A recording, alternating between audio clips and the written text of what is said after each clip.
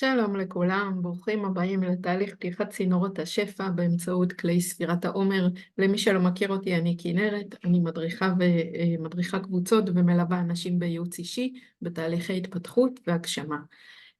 אז אני רוצה קודם כל להזכיר שאנחנו כאן ערב לפני ליל הסדר.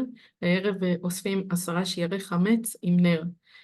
בכל מקום שימו לב שיש עשיריות, זה יהיה מקום שאולי תשקלו לרצות לעשות אותו, כי זה עבודה על 10 צינורות כבר מעכשיו. אז מי שמוצא לנכון קריאה לעשות את זה, מוזמן היום בערב. לגבי מחר ליל הסדר, אני מאוד ממליצה לעשות את הסדר לפי הסדר, וללכת על כולו עד הסוף, כי זה בונה לנו קומה שלמה, זה חלון אור מאוד מאוד גדול, שאנחנו מקבלים את הקומה השלמה בליל הסדר, בערב ליל הסדר, ולמחרת מתחילים את ספירת העומר, ואז בונים את זה שלב אחרי שלב עד שבועות, ואז זה הופך להיות קניין שלנו, זה הופך להיות שלנו. אז אתם רוצים להרגיש את הדברים האלה, בהחלט רוצים להרגיש אותם, אז תראו מה נכון לכם לעשות, ולמשפחות שלכם אני ממליצה בחום. לגבי הספירה, מה הולך להיות השנה? השנה הולך להיות קצת אחרת משנים קודמות. אני ממליצה לבחור צינור אחד, דווקא בגלל שכולנו מוצפים בהרבה. תבחרו צינור אחד, תתרכזו בו, תמקדו את העבודה בו, ובתנאי שאת שבוע המלכות כולנו עושים ביחד כקבוצה. זאת אומרת, גם צינור שלא עבדתם, אנחנו נעטוף אותו את הכל ביחד בשבוע המלכות. אני אסוף את כולנו רגע לפני, ואנחנו נעשה את שבוע המלכות ביחד, והצינורות ייפתחו לכולנו. לגבי איך לדעת איך לבחור צינור, אז אני רוצה לדבר איתכם ממש בקצרה לעשות את זה. אני אסביר קצת מהו כל צינור, כדי שגם קצת תבינו את השפה.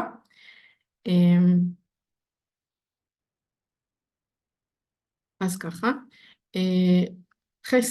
חסד יד ימין זה הצד שנותן, מייצג אותה אברהם, והיא מדברת על אהבה נתינה, הזנה, אהבה טובה לעצמי, הזנה לכל הגופים, הפיזי, הרגשי, האוכל הבריא, התנועה הנכונה, תנועה לעומת מנוחה, זה ה-well-being. אז מי שמרגיש לעבוד על זה, שיקח את זה, זה הבסיס לכל, מזה מתחיל הכל. זו הספירה הראשונה של השבוע הראשון. כל שבוע יש את כל הספירות בתוכם. זה מתחיל חסד שבחסד, גבורה שבחסד, תפארת שבחסד וכו' וכו'. שבוע אחר כך על הגבורה נעבוד וכן הלאה וכן הלאה. המשמעות של הגבורה זה יצחק, מייצג אותה יצחק יד שמאל, זה להתגבר על פחדים, אנרגיות דחוסות של העולם הישן, ולהגביר את ההוויה הגבוהה שלי כאן ועכשיו. צורה נוספת של גבורה זה בעצם מתן צורה, באיזה צורה אני רוצה להתגשם, זה גם גבולות. עם התנועה של החסד זה תנועה של פתיחה, התנועה של הגבורה זה תנועה מאוד של צמצום לצורך העצמה, זה לא דווקא בהכרח משהו רע וזה לא בהכרח כאלה, זה צורה, תנסו לראות את זה ככה. אז מי שחסרה לו צורה ויש הרבה התפשטות יותר מדי או דיבור יתר, אני אמליץ לעבוד על הגבורה. החסד והגבורה הם בסיסיים מאוד, זאת אומרת שמי שלא רוצה להסתבך, תבחרו אחד מהם. את אחד, אני ממליצה לבחור את האחד שחסר לכם. התפארת היא עמלי השלם, בלב שלם. זה כשכל ההוויה שלנו הולכת בכיוון אחד, לאותו מקום ביחד, בלי קונפליקטים פנימיים. זה מקום של אמת, מקום של חמלה, לפנים משורת הדין, זה איזון בין החסד לגבורה, זה המהות הפנימית שלנו, בצורה שלמה ומלאה מייצג אותה ישראל. יעקב, שינו לו את השם, ישראל. נצח הוא מעל הזמן. כשאני מתנצחת עם המציאות, אני בוויכוח איתה, אני לא אחד איתה. אנחנו רוצים לנצח על כל הקולות, להפוך את כל המקהלה להרמוניה, ולהתגבר על קושי. אחת מהאיכויות של הנצח זה היכולת ההתמדה. ככל שאנחנו מתמידים יותר ודבקים, זה דבקות. דבקות במובן הטוב שלה, לא ההיצמדות. אז אנחנו יכולים להתעלות מההתנצחות עם המציאות לאחד עם המציאות, ואז במקום לחוות את הנצח כגיהנום, אנחנו חווים אותו כאין סוף. זה נצח, רגל ימין מייצג אותה משה.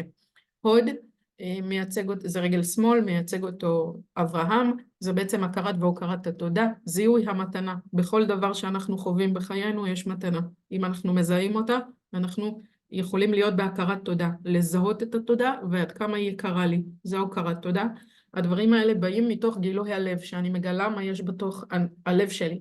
אני מגלה לעצמי ואני יכולה אחר כך גם לגלות לאחרים, לגלות את הלב. זה יוצר את התקשורת. גם שם יש יכולת עמידות והתגברות. זה שתי הרגליים, ימין ושמאל, נצח והוד, הם זוג. הם עסוקים בעמידות, ולתרגם את הרגשות הטהורים של החסד, גבורה ותפארת לדבר מעשי, שכבר קורה והולך בעולם, לתרגם את דרכי הלב לדרכי המציאות. להוריד את זה לארץ. יסוד, יכולת ההתחברות שלי, עד כמה קל לי להתחבר עם עצמי, עם ההוויה ועם אנשים, הוא מורכב מיסוד אבא, שזה ביטחון לעשות תנועות בחוץ, ומיסוד אמא, שזה ביטחון בהוויה שלי, שאני תמיד אהובה, תמיד שמורה, כל הדברים האלה.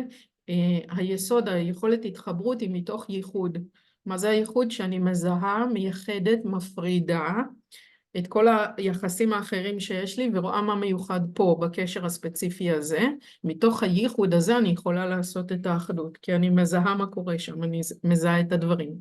מלכות היא יכולת ההנהגה, לקיחת אחריות על כל המערכת, זאת אומרת שכל המציאות שלי היא בידיים שלי, זה גם מקום של ראויות, זה בעצם לאסוף את כל השישה שדיברתי עליהם עד עכשיו, להוויה אחת, להנהיג את כל הדברים האלה. יש לכם פה שקופית נוספת שהכנתי בשביל לזהות את החוסר איזון בכל ספירה וספירה.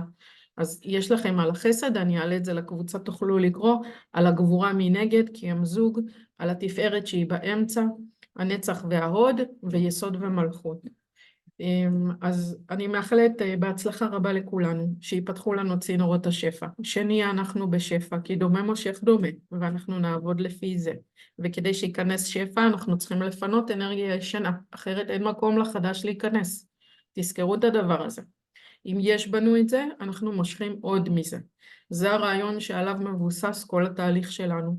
תהיו בסבלנות לעצמכם, תשאלו את עצמכם מה שלומכם, מה שלום השלום הפנימי שלכם, מי בפנים נמצא בקונפליקט, איך ליישב את הקונפליקט ולהביא אותו, לאסוף אותו, להוויה שלמה אחת.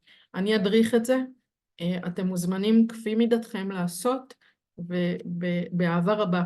שיהיה לנו חג חירות שמח, שנצא לחירות, שנגדל, שנאהב יותר, שנפתח יותר, שנהיה בטוב. אוהבת אתכם מאוד, תודה על נוכחותכם כאן.